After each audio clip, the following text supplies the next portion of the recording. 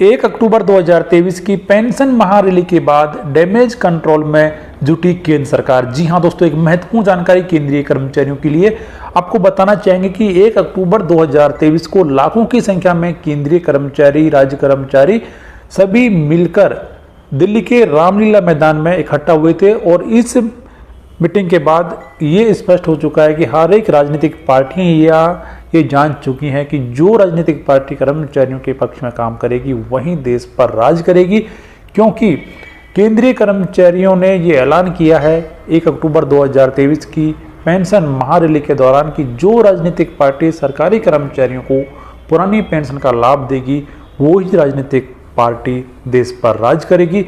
तो इसी को लेकर केंद्र सरकार ने कई महत्वपूर्ण कदम उठाए हैं, जिनके बारे में इस वीडियो में आपको जानकारी दी जाएगी। वीडियो में आप लास्ट तक बने रहें। केंद्रीय कर्मचारियों के द्वारा 1 अक्टूबर 2023 को जो पेंशन महारैली आयोजित की गई थी उसकी सफलता के बारे में आपकी राय कमेंट बॉक्स में लिखकर जरूर बताएं। कर्मचारियों के लिए सबसे बेहतर पेंशन योजना के बारे में आप क्या सोचते हैं वो भी कमेंट बॉक्स में लिखकर जरूर बताएं। तो केंद्र एवं राज्य सरकारों के कर्मचारी संगठन पुरानी पेंशन पर अब निर्णायक लड़ाई की ओर बढ़ रहे हैं। कर्मचारी संगठनों ने सरकार को स्पष्ट तौर से बता दिया है कि उन्हें बिना गारंटी वाली एनपीएस योजना को खत्म करने और परिभाषित एवं गारंटी वाली पुरानी पेंशन योजना की बहाली से कम कुछ भी मंजूर नहीं है। नई दिल्ली के रामलीला मैदान में 10 अगस्त और 1 अक्टूबर 2023 को केंद्रीय कर्मचारियों के द्वारा जो 2 रैलियां आयोजित की गई हैं और उसमें जितनी भीड़ इकट्ठा हुई है उसको देखते हुए अब केंद्र सरकार सोचने पर मजबूर हो गई है। यानी कि ये अब तक की जो 2 रैलियां दिल्ली के रामलीला मैदान में कर्मचारियों के द्वारा बुलाई गई हैं उन दोनों रैलियों को देखकर केंद्र सरकार अब सोचने पर मजबूर हो गई है। केंद्र सरकार के सूत्रों का कहना है कि पुरानी पेंशन को लेकर रामलीला मैदान की 2 रैलियों ने माहौल बदल दिया है। अब पुरानी पेंशन पर केंद्र की सत्तारूढ़ पार्टी को सियासी चोट का डर नजर आने लगा है। विपक्षी दलों ने इन रैलियों को सियासत की पिच पर लपक लिया। अब इसके राजनीतिक नुकसान से बचने के लिए केंद्र सरकार डैमेज कंट्रोल की तैयारी में है, क्योंकि कई राजनीतिक पार्टियों ने कर्मचारियों की इस मांग को समर्थन दे दिया है। जैसे कि दिल्ली की जो सरकार है, सत्तारूढ़ पार्टी आम आदमी पार्टी, उसने भी कर्मचारियों के पक्ष में ऐलान किया है। वहीं कांग्रेस पार्टी ने कई राज्यों में इसका ऐलान कर दिया है और कांग्रेस पार्टी ने भी कर्मचारियों के द्वारा जो रैली की गई इसका समर्थन किया है और कहा है कि यदि उनकी पार्टी सत्ता में आती है तो कर्मचारियों को पुरानी पेंशन का लाभ दिया जाएगा। और वर्तमान सरकार से भी कांग्रेस पार्टी के द्वारा अनुरोध किया गया कि कर्मचारियों की इस मांग पर गौर किया जाए। तो केंद्र सरकार के सूत्र बताते हैं कि ओपीएस पर लगातार चर्चा हो रही है और यह गुणा भाग लगाया जा रहा है कि पुरानी पेंशन को अगर पहले वाले स्वरूप में लागू करते हैं तो सरकारी खजाने पर कितना भार पड़ेगा। रिटायरमेंट के समय बेसिक सैलरी का 50% हिस्सा पेंशन के तौर पर देते हैं तो कितनी राशि खर्च होगी। अगर इसमें बेसिक सैलरी का 30 से 40% हिस्सा पेंशन के तौर पर देते हैं तो कितना आर्थिक भार पड़ेगा। इसके अलावा यह भी देखा जा रहा है कि एक तय पेंशन दे दी जाए लेकिन उसमें किसी तरह की बढ़ोतरी का प्रावधान ना हो, यानी महंगाई राहत व दूसरे भत्ते पेंशन में शामिल नहीं होंगे। सूत्रों का कहना है कि सरकार फिलहाल ओपीएस देने के लिए तैयार नहीं है, लेकिन पुरानी पेंशन से मिलते जुलते फायदे एनपीएस में सरकार के द्वारा दिए जा सकते हैं। सरकार ने वित्त मंत्रालय की जो कमेटी गठित की है उसमें ओपीएस का जिक्र नहीं किया गया है, उसमें एनपीएस में सुधार की बात कही गई है।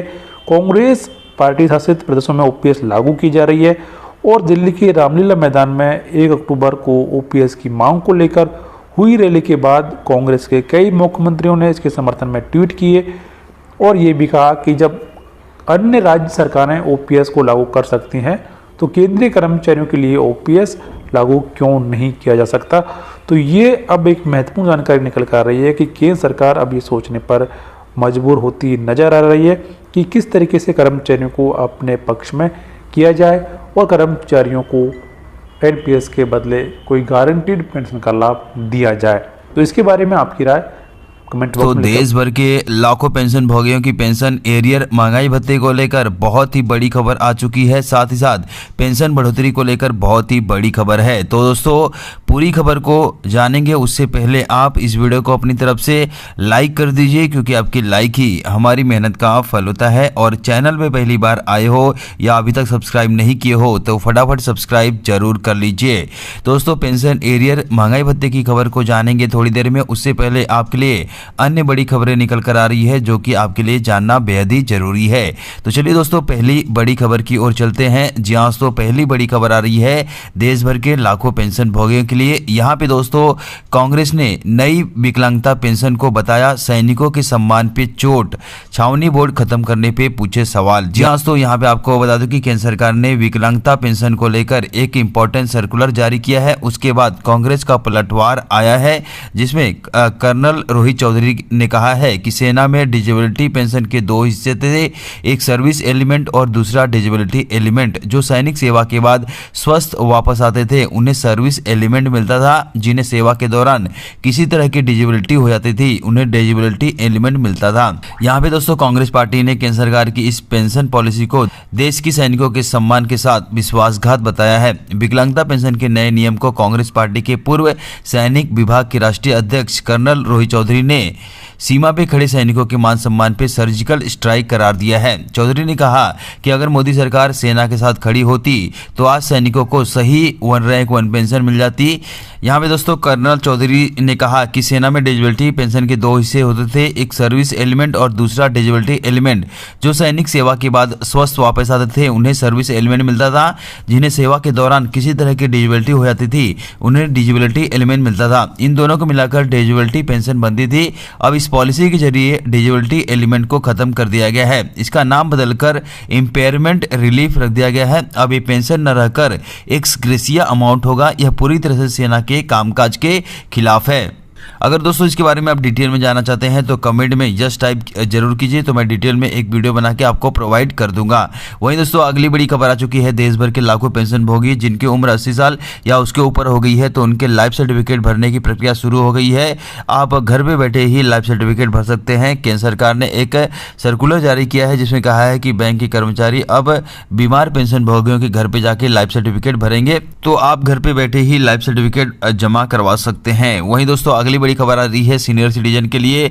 जी हाँ दोस्तों सीनियर सिटीजन के लिए वंदे भारत एक्सप्रेस ट्रेन में दी गई छूट। जी हाँ दोस्तों बड़ी खबर आ चुकी है कि रेल मंत्री अश्विनी वैष्णव ने एक इंपॉर्टेंट सर्कुलर जारी किया है जिसमें कहा है कि वंदे भारत ट्रेनों में जो सीनियर सिटीजन है, विकलांग है, उन्हें व्हील चेयर सुविधा प्रोवाइड की जाएगी। उनके लिए अलग से एक रैंप बनाया जाएगा। तो दोस्तों वंदे भारत ट्रेन में सीनियर सिटीजन पेंशन धारकों को बहुत ही बड़ी खुशखबरी मिली है।